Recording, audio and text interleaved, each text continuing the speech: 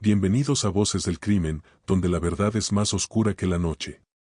Hoy te contamos la historia de un estudiante pobre que se casó con una millonaria de 73 años, y luego, la mató.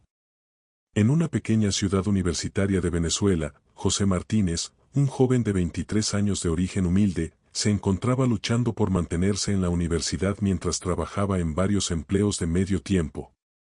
Su vida dio un giro inesperado el día que conoció a Marisol Rodríguez, una viuda de 73 años, conocida en la ciudad por su riqueza y su caridad. Marisol, que había perdido a su esposo hacía varios años, se había vuelto una figura solitaria en la alta sociedad local, hasta que encontró en José una compañía inesperada. La relación entre José y Marisol comenzó en un evento de beneficencia en el que José trabajaba como camarero. Marisol, impresionada por la amabilidad y el carisma del joven, inició una conversación que se convirtió en una amistad. Con el tiempo, esta amistad se profundizó, y contra todo pronóstico y las críticas de la sociedad, decidieron casarse. Para muchos, la unión parecía más una estrategia financiera por parte de José que un matrimonio por amor. Sin embargo, en público, José se mostraba dedicado y amoroso hacia Marisol. La pareja se casó en una ceremonia privada, lo que solo alimentó más las especulaciones sobre las verdaderas intenciones de José. Marisol, disfrutando de su nueva vida matrimonial, parecía feliz y más activa que nunca. La veía participar en más eventos sociales, apoyando a José en sus estudios y su trabajo, aunque algunos notaban que su salud, ya frágil por su edad, empezaba a ser motivo de preocupación. Sin embargo, bajo la superficie de esta nueva vida sosegada, se tejía una historia de ambición, desesperación y planes oscuros. José, viendo cada día la fortuna de Marisol, comenzó a pensar en cómo asegurar su futuro. La idea de la muerte de Marisol no era algo que él contemplara en sus primeros días de matrimonio, pero la presión de sus deudas y la promesa de una vida sin preocupaciones económicas empezó a carcomer su moralidad. En un pequeño apartamento en el centro de la ciudad, José comenzó a planear. No era un asesino por naturaleza, pero la tentación de la riqueza y la libertad de sus problemas financieros lo empujaban a considerar lo impensable. Su plan era meticuloso, pero al mismo tiempo, desesperado y lleno de errores que solo el tiempo revelaría. La noche del 14 de abril fue cuando José decidió actuar. Marisol, después de un día agotador en un evento de caridad, se retiró temprano a su habitación. José, sabiendo que esa sería su oportunidad, preparó todo. La casa estaba en silencio, solo interrumpido por el tic-tac del reloj de la sala, marcando cada segundo hacia una decisión que cambiaría todo. La casa de Marisol estaba sumida en una quietud inquietante esa noche. José, con el corazón latiendo a un ritmo frenético, se dirigió a la cocina. En una repisa alta, donde Marisol guardaba sus medicamentos, tomó un frasco de somníferos. Era un plan simple, aumentar la dosis de su medicación nocturna para que pareciera una sobredosis accidental. Regresó al dormitorio con sigilo, encontrando a Marisol ya dormida, su respiración suave y acompasada. Con manos temblorosas, José vertió más pastillas en el frasco, mezclándolas con un líquido para asegurar que se disolvieran. Luego, con una precisión que solo el miedo podía dictar, vertió el contenido en el vaso de agua que Marisol bebía cada noche antes de dormir. José se sentó en una silla al lado de la cama, observando, esperando. Los minutos se alargaban como horas, su mente corriendo entre arrepentimiento y determinación. Finalmente, la respiración de Marisol cambió, se volvió más laboriosa y luego, alarmantemente, se detuvo. En un pánico silencioso, José intentó reanimarla, pero sabía que ya había cruzado un punto de no retorno. Llamó a emergencias, pero cuando los paramédicos llegaron, ya era demasiado tarde. La muerte de Marisol fue declarada como un accidente, una sobredosis de medicamentos debido a un error en la administración de su dosis. El funeral de Marisol fue un evento de alta sociedad, lleno de rostros solemnes y murmullos sobre el extraño destino de la viuda rica. José, vistiendo de luto, actuaba el papel de viudo afligido, pero por dentro, luchaba con su culpa y el temor de ser descubierto. La herencia de Marisol, sin embargo, no fue tan sencilla como José esperaba. La fortuna estaba atada a una serie de condiciones y verificaciones legales. Había parientes lejanos que empezaron a cuestionar el testamento, y un abogado de la familia, Eduardo García, comenzó a investigar más a fondo la muerte de Marisol, especialmente después de notar algunas inconsistencias en los últimos días de vida de la anciana. Eduardo, un hombre de ley y justicia, no creía en coincidencias. Revisó los registros médicos, habló con el personal de servicio y revisó las declaraciones de José, encontrando pequeñas discrepancias que no cuadraban con la narrativa de un accidente. Mientras tanto, José intentaba llevar una vida normal, disfrutando de la pequeña parte de la fortuna que le había sido otorgada hasta que se resolvieran las cuestiones legales. Pero el peso de su crimen, la mirada escrutadora de Eduardo, y las sospechas que empezaban a circular entre los conocidos de Marisol, lo mantenían en constante alerta. La vida de José estaba cambiando, pero no hacia la libertad que había anhelado. En cambio, se encontraba en una red de mentiras, cada día más apretada. Mientras el abogado Eduardo se acercaba peligrosamente a la verdad, la investigación de Eduardo García no se detenía. Con cada nueva entrevista y registro revisado, se hacía más evidente que la muerte de Marisol no era el accidente que José había intentado pintar. Eduardo, un hombre meticuloso, no dejaba piedra sin mover. Se reunió con el médico de Marisol, quien confirmó que la dosis de medicamentos que se le administró esa noche era altamente inusual para alguien de su condición. José, por su parte, intentaba mantener una fachada de normalidad, asistiendo a eventos sociales y hablando con amigos sobre su lamentable pérdida. Pero cada encuentro lo ponía más nervioso, especialmente cuando se trataba de conversaciones con Eduardo. El abogado había notado el cambio en el comportamiento de José, sus respuestas se volvían evasivas y su nerviosismo era palpable. En paralelo, la comunidad de la ciudad comenzó a murmurar. Las historias de amor entre un joven estudiante y una anciana rica se habían convertido en sospechas de asesinato. Los amigos de Marisol, quienes la conocieron bien, no podían creer que ella hubiera cometido un error tan grave con su medicación. Una de ellas, Carmen, una amiga de Marisol desde hacía décadas, se acercó a Eduardo con sus dudas. Carmen recordaba claramente una conversación reciente con Marisol donde la anciana había mencionado sentirse más feliz que nunca, pero también más cuidadosa con su salud, especialmente después de haberse casado. Esto no cuadraba con la idea de una sobredosis accidental. Eduardo decidió entonces profundizar en el pasado de José.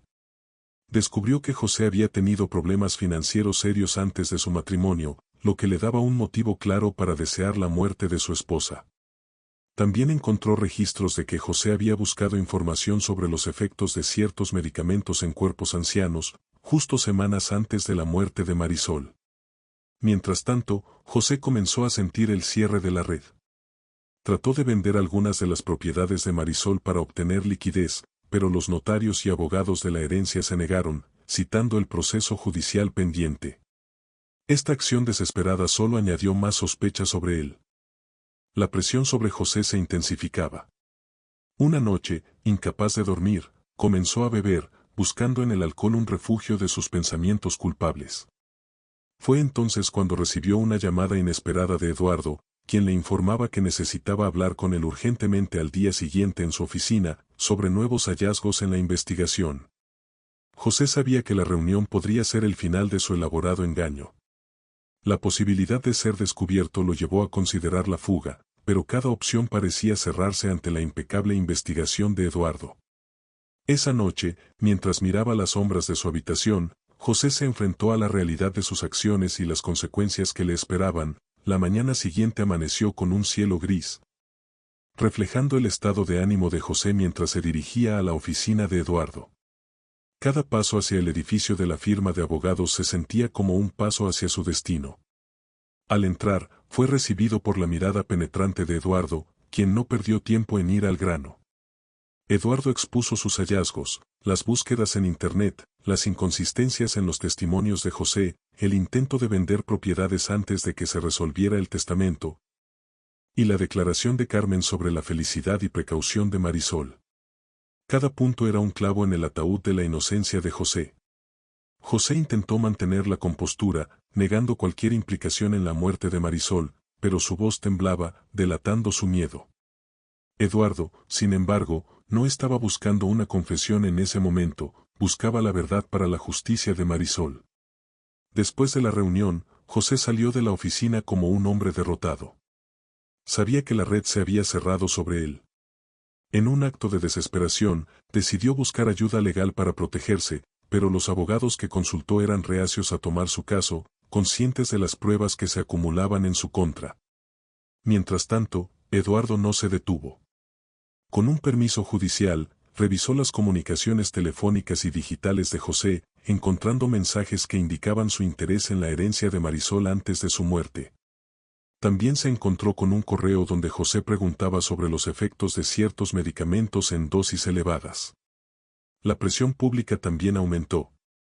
Los medios locales comenzaron a cubrir la historia, con titulares sensacionalistas que no dejaban lugar a dudas sobre la opinión pública. Estudiante pobre asesinó a su esposa millonaria por su fortuna. La reputación de José se desmoronaba, y su vida social se reducía a encuentros furtivos y miradas acusadoras. En un último intento por limpiar su nombre o al menos ganar tiempo, José decidió confrontar a Carmen, la amiga de Marisol. La encontró en un café donde solía reunirse con Marisol.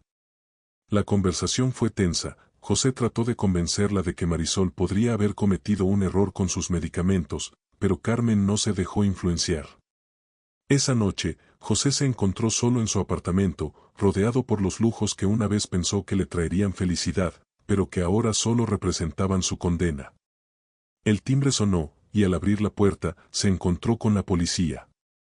Habían venido a arrestarlo bajo sospecha de asesinato. Mientras lo esposaban, José sintió que todo su plan se desmoronaba. La realidad de la cárcel y la pérdida de todo lo que había deseado lo golpearon con fuerza. Pero en su mente, una pregunta persistía: ¿había alguna manera de escapar de este destino? José fue llevado a la estación de policía, donde fue interrogado durante horas. Los oficiales, con Eduardo García presente como representante legal de la herencia de Marisol, presentaron cada pieza de evidencia que habían acumulado. Las preguntas eran directas, acusatorias, y José, sin un abogado propio aún, se encontró en una espiral de negaciones y respuestas confusas. La noticia de su arresto se extendió rápidamente por la ciudad, alimentando aún más las especulaciones y la cobertura mediática.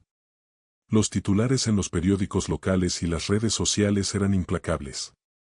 José Martínez, el cazafortunas, detenido por el asesinato de su anciana esposa millonaria, se leía en uno de los periódicos más populares.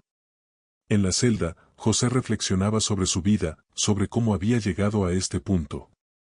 La soledad de la celda era un contraste brutal con la vida de lujos y fiestas que había conocido brevemente. Su mente daba vueltas sobre posibles defensas, pero la realidad era que estaba atrapado en una red de sus propias mentiras.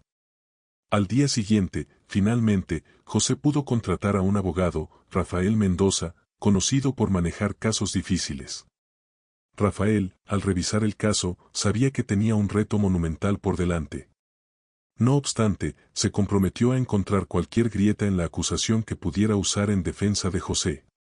La estrategia de Rafael consistía en cuestionar la evidencia indirecta y en buscar testigos que pudieran dar una imagen diferente de José y su relación con Marisol. Comenzó a entrevistar a antiguos colegas de José, a amigos de Marisol, a cualquier persona que pudiera ofrecer una perspectiva positiva sobre José. Durante este tiempo, hubo un giro inesperado. Una de las empleadas de Marisol, una mujer discreta que trabajaba en su casa, contactó a Rafael. Esta empleada, Ana, reveló que había visto a Marisol discutir con un pariente lejano, Juan Carlos, poco antes de su muerte, sobre la herencia y cómo Marisol planeaba disponer de su fortuna. Este Juan Carlos tenía un motivo alternativo para desear la muerte de Marisol. Rafael, viendo una oportunidad, investigó más a fondo sobre Juan Carlos, descubriendo que, efectivamente, este pariente había estado en deuda y en problemas financieros. Aunque no había evidencia directa de su implicación, esto introducía una duda razonable en el caso contra José. En el juicio preliminar, Rafael utilizó esta nueva información para argumentar que podrían haber otros sospechosos y que la presunción de culpabilidad debía ser reconsiderada. Este punto debilitó la narrativa de la fiscalía, aunque la evidencia contra José seguía siendo fuerte. Mientras tanto, José, en prisión preventiva, veía cómo su vida se desmoronaba. Las visitas de amigos se redujeron, y solo su madre, una mujer de trabajo duro y corazón grande, lo visitaba, ofreciéndole palabras de ánimo y oraciones. El juicio se acercaba, y con él, la posibilidad de una sentencia que cambiaría la vida de José para siempre. Sin embargo, con la introducción de Juan Carlos como un posible sospechoso, la defensa de José tenía ahora una pequeña ventana de esperanza, aunque fuera frágil y llena de incertidumbres. El día del juicio llegó, y la sala del tribunal estaba llena hasta el tope. La prensa local y hasta algunos medios nacionales cubrían el caso, ansiosos por cada revelación que pudiera surgir. José, vestido con un traje prestado por su abogado, se veía pálido y nervioso, sentado junto a Rafael Mendoza, quien repasaba una vez más los puntos clave de su defensa. El fiscal, María Fernández, comenzó su presentación con una narrativa clara y condenatoria. José había planeado y ejecutado el asesinato de Marisol para heredar su fortuna.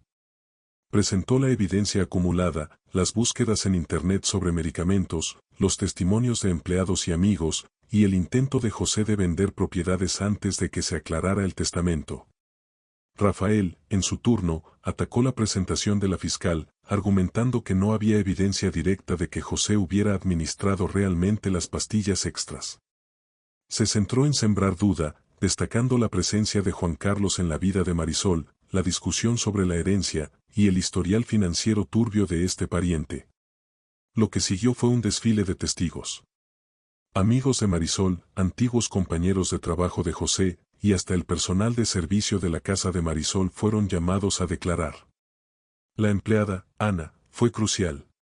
Su testimonio sobre la discusión entre Marisol y Juan Carlos introdujo una nueva dimensión al caso, aunque no probaba su culpabilidad. Sin embargo, el momento más tenso llegó cuando se llamó a Juan Carlos al estrado. Bajo interrogatorio, se defendió con vehemencia, negando cualquier implicación en la muerte de Marisol y afirmando que su discusión había sido solo sobre la preocupación por el bienestar de Marisol, no sobre dinero. La defensa de José trató de utilizar estas declaraciones para crear una narrativa alternativa, pero la fiscalía contraatacó con más pruebas contra José, incluyendo los mensajes donde expresaba interés en la herencia de Marisol y su comportamiento post-muerte, que se interpretaba como el de alguien aliviado y ansioso por acceder a la fortuna. El juez, observando la sala, advirtió que el caso no era tan claro como parecía en un principio. Decidió que se necesitaba más tiempo para evaluar todas las pruebas y testimonios. La sesión se aplazó para una fecha futura, dejando a todos en suspenso. José regresó a la prisión preventiva con un sentimiento mixto. Por un lado, había una pequeña esperanza de que la duda sembrada por la defensa pudiera ayudarlo, por otro, la presión de la evidencia en su contra era abrumadora. En sus momentos de soledad, se preguntaba si había alguna manera de demostrar su inocencia o si simplemente había jugado un juego demasiado peligroso. Mientras tanto, la comunidad y los medios seguían divididos. Algunos veían a José como un oportunista que había sido atrapado, mientras que otros comenzaban a considerar la posibilidad de que hubiera más en la historia de lo que se veía a simple vista. La incertidumbre del juicio, la tensión entre la evidencia y la duda razonable, y las vidas afectadas por el caso de Marisol Rodríguez se convertían en un drama que mantenía a la ciudad en vilo, esperando el desenlace de una historia que parecía sacada de una novela, pero que era, tristemente, muy real, durante el tiempo de espera hasta la continuación del juicio. La vida de José en prisión se volvió aún más introspectiva. La soledad de la celda le daba mucho tiempo para pensar, no solo en su defensa sino en cómo había llegado a este punto. La culpa, el remordimiento y la esperanza de que tal vez, solo tal vez, pudiera encontrar un camino hacia la libertad, lo consumían. Rafael Mendoza, por su parte, no se quedó quieto. Buscó más testigos, revisó cada detalle de la evidencia y exploró cualquier posibilidad que pudiera exculpar a José. Una de sus tácticas fue pedir una reevaluación de la escena del crimen y de los medicamentos, buscando cualquier inconsistencia que pudiera haber sido pasada por alto. Mientras tanto, se descubrió un testimonio inesperado que podría cambiar el curso del caso. Un antiguo jardinero de Marisol, quien había dejado el empleo poco antes de su muerte, se presentó voluntariamente. Este jardinero, Pedro, afirmó haber visto a Juan Carlos en la propiedad de Marisol el día de su muerte, algo que no había mencionado antes por miedo a represalias. Pedro declaró que, aunque no vio nada directamente incriminatorio, notó que Juan Carlos parecía nervioso y salió apresuradamente de la casa. Este testimonio añadía una capa más de intriga y ponía en tela de juicio la versión de los hechos que hasta ahora se había dado por sentada. El abogado de la defensa, Rafael, vio en esto una oportunidad de oro. Convocó una sesión de emergencia con el juez para presentar este nuevo testimonio, argumentando que era crucial para reevaluar la culpabilidad de José. El juez, consciente de la gravedad de la acusación y de la importancia de la justicia, acordó una nueva audiencia para escuchar a Pedro formalmente. La noticia de este giro en el caso fue como un terremoto en la comunidad. Los medios, que ya habían dado por sentado la culpabilidad de José, ahora tenían nuevo material jugoso para reportar. Las especulaciones sobre Juan Carlos y su posible implicación se dispararon, y la imagen pública de José, aunque todavía manchada, comenzó a mostrar grietas de duda. El día de la audiencia, la sala estaba más llena que nunca. Pedro testificó con claridad y convicción, describiendo lo que había visto. La defensa utilizó esto para argumentar que había una razonable duda sobre quién era el verdadero culpable. La fiscalía, sin embargo, intentó desacreditar a Pedro, sugiriendo que su testimonio podría ser una venganza o un intento de ganar atención. El juez, tras escuchar todos los argumentos y testimonios, decidió que se necesitaba una investigación adicional sobre Juan Carlos. Ordenó que se recabaran más pruebas, se revisaran nuevamente las comunicaciones y se investigara más a fondo la relación de Juan Carlos con Marisol. José, aunque todavía en prisión, sintió un leve alivio. Este nuevo desarrollo le daba un respiro, una pequeña esperanza de que podría haber justicia. Sin embargo, sabía que todavía tenía un largo camino por delante. La prensa, la opinión pública y las pruebas aún lo tenían en la mira, y cada día en prisión era un recordatorio de lo alto que había sido el precio de sus acciones. La comunidad, dividida entre la compasión por Marisol y la incertidumbre sobre la verdad, esperaba con ansias el próximo capítulo de este drama judicial, preguntándose quién saldría finalmente a la luz como el verdadero autor de tan trágico desenlace. La nueva investigación sobre Juan Carlos comenzó con un enfoque meticuloso. La policía, ahora bajo la presión de los medios y la opinión pública, revisó sus finanzas, entrevistó a sus allegados y revisó sus movimientos el día de la muerte de Marisol. Descubrieron que Juan Carlos había tenido acceso a la casa de Marisol en varias ocasiones sin ser registrado, lo que añadía peso al testimonio de Pedro. Mientras tanto, José había comenzado a colaborar más activamente con su abogado, Rafael. Proveyó detalles sobre su relación con Marisol que antes había guardado, incluyendo momentos de verdadera conexión que, esperaba, pintaran una imagen más humana de él. Aunque sabía que no cambiaría las pruebas en su contra, quería que su versión de la historia fuera escuchada. En la nueva audiencia, se presentó un análisis forense revisado de la escena del crimen. Un experto en farmacología testificó que la forma en que se administraron las pastillas parecía más coherente con alguien que conocía bien las rutinas de Marisol, sugiriendo que podría ser alguien más cercano que solo un esposo reciente. La defensa, aprovechando esta oportunidad, planteó que Juan Carlos, quien conocía bien a Marisol de años atrás, podría haber tenido tanto el conocimiento como el motivo para cometer el acto. Se mostró evidencia de que Juan Carlos había estado en una situación financiera desesperada, lo que lo empujaba a desear la herencia. Sin embargo, la fiscalía no se quedó atrás. Introdujo pruebas que mostraban que José había tenido acceso a los medicamentos de Marisol y que su interés por la herencia era evidente mucho antes de la muerte. Argumentaron que, aunque Juan Carlos tenía un motivo, José estaba en una mejor posición para ejecutar el crimen. La tensión en la sala del tribunal era palpable. Los jurados, que habían sido seleccionados para este caso, escuchaban con atención cada argumento, cada testimonio. El juez, notando la complejidad del caso, decidió que se realizaría una reconstrucción de los eventos, utilizando actores para representar los posibles escenarios. En un intento de visualizar quién podría haber tenido la oportunidad y el método para cometer el crimen. Esta reconstrucción fue un espectáculo mediático, con cámaras grabando para noticieros y documentales. Se representó cómo Juan Carlos podría haber entrado a la casa, y cómo José podría haber administrado las pastillas. Las reacciones de los espectadores y las discusiones en redes sociales mostraban una comunidad dividida. Durante este tiempo, José, desde la prisión, escribió cartas a su madre, expresando su arrepentimiento y su miedo. En una de estas cartas, confesó que, aunque nunca había planeado matar a Marisol, tenía pensamientos oscuros sobre su fortuna, lo cual le pesaba enormemente ahora. La reconstrucción y los nuevos testimonios llevaron al juez a considerar una nueva dirección en el caso. Decidió que se necesitaba una audiencia más para evaluar todas las nuevas pruebas y testimonios antes de llegar a un veredicto. Esta decisión prolongaba aún más el proceso, pero también daba a José y su defensa una última oportunidad de cambiar la narrativa. El final del caso parecía aún lejano, pero cada día traía nuevas revelaciones y giros inesperados. La verdad, como un rompecabezas, estaba siendo armada pieza por pieza, con cada nueva sesión del tribunal aportando más claridad, o más confusión, sobre quién era realmente el culpable. La espera para la última audiencia fue tensa, pero también proporcionó tiempo para que se descubrieran más detalles. La policía, siguiendo una corazonada, revisó a fondo el vehículo de Juan Carlos.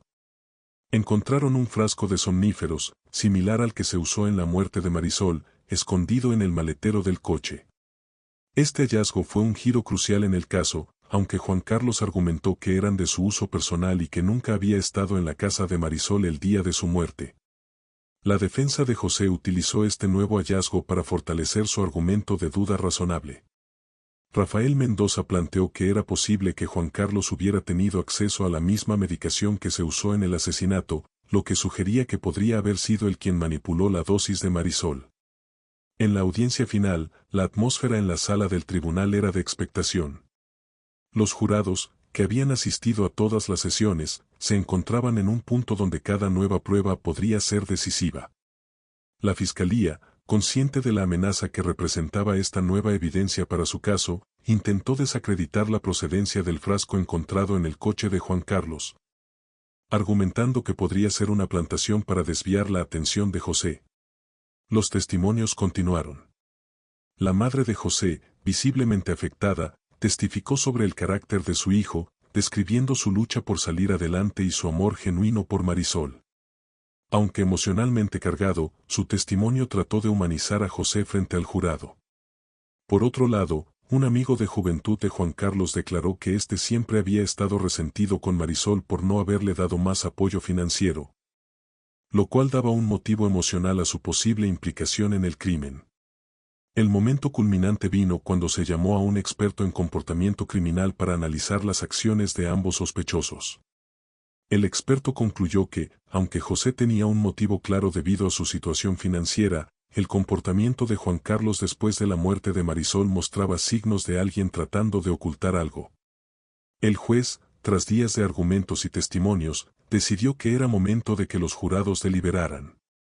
La sala se vació, y el silencio se apoderó del lugar, solo interrumpido por el murmullo de los jurados mientras discutían en la sala de deliberación.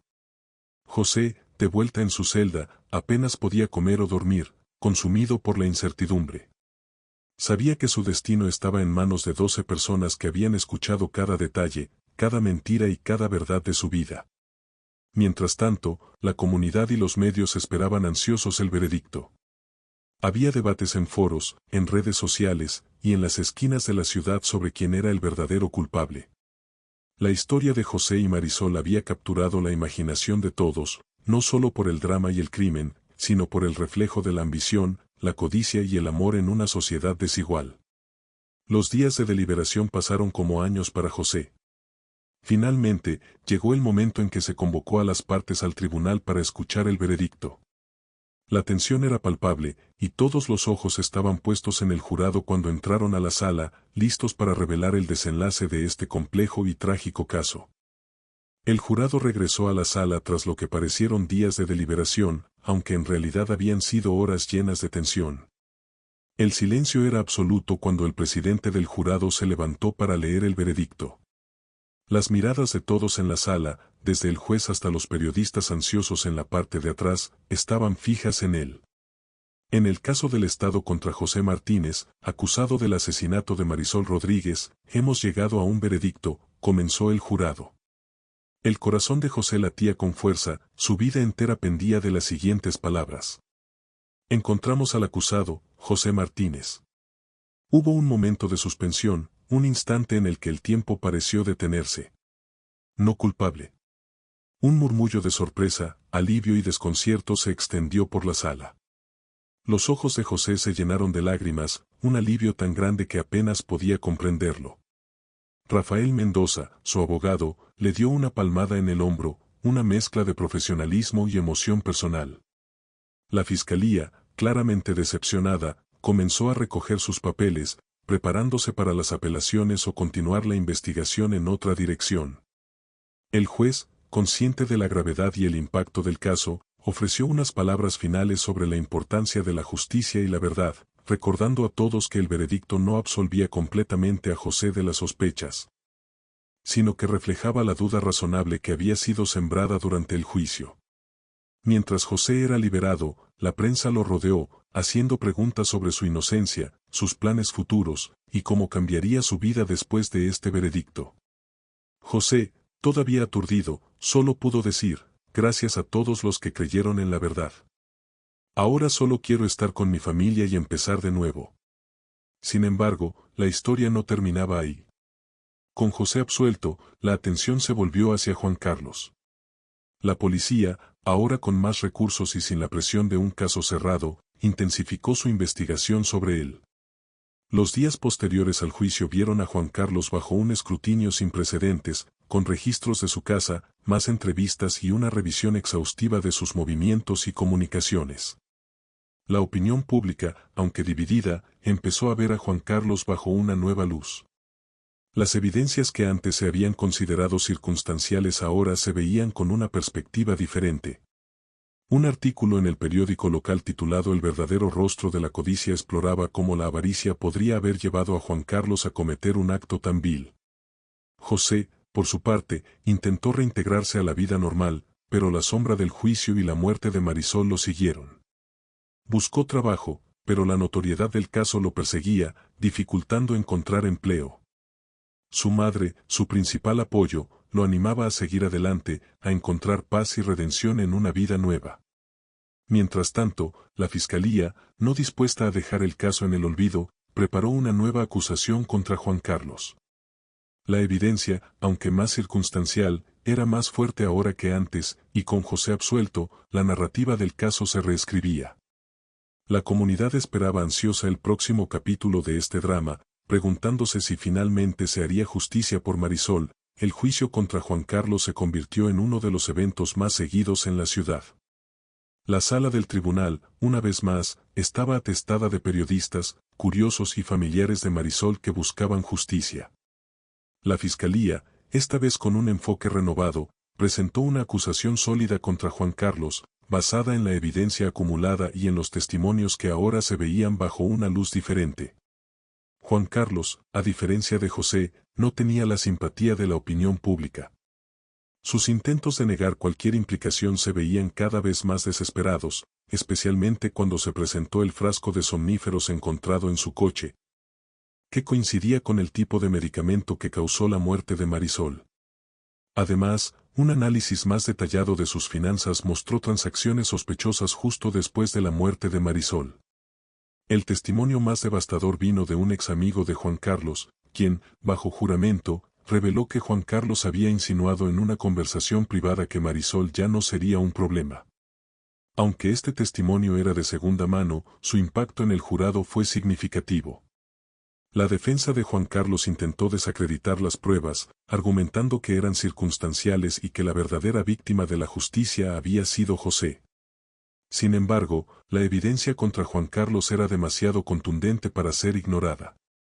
El veredicto llegó con una rapidez que sorprendió a muchos.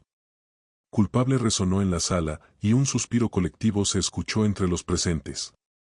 Juan Carlos fue sentenciado a cadena perpetua sin posibilidad de libertad condicional, un final dramático para un caso que había dividido a la comunidad. Para José, la sentencia trajo una mezcla de alivio y tristeza. Aunque su nombre había sido limpiado, la sombra del caso y la muerte de Marisol lo perseguirían siempre. Decidió mudarse de la ciudad, buscando un nuevo comienzo lejos de los recuerdos y las miradas acusadoras. Empezó a trabajar en una organización benéfica, usando su experiencia para advertir a otros sobre los peligros de la codicia y la ambición desmedida. La historia de José y Marisol, aunque trágica, se convirtió en una lección para muchos en la ciudad. Se escribió sobre ello en libros, se discutió en clases de derecho y se convirtió en una advertencia sobre cómo las decisiones impulsadas por el deseo de riqueza pueden llevar a la ruina. En un giro inesperado pero lleno de sentido, José, con el tiempo, se reconcilió con su pasado. En un acto de redención, utilizó parte del pequeño fondo que Marisol le había dejado para crear una fundación en su nombre, destinada a ayudar a estudiantes de bajos recursos, asegurando que su legado fuera uno de bondad, no de tragedia. El final de este caso no solo cerró un episodio doloroso para muchos, sino que abrió un nuevo capítulo para aquellos que aprendieron de él. La justicia, aunque tardía, había sido servida, y en el recuerdo de Marisol Rodríguez, se encontró una nueva esperanza para el futuro. Gracias por acompañarnos en este viaje a través de una historia de ambición, tragedia y redención. No olviden suscribirse para más narraciones que nos recuerdan las complejidades de la vida humana. Hasta la próxima, y que la verdad siempre ilumine nuestro camino.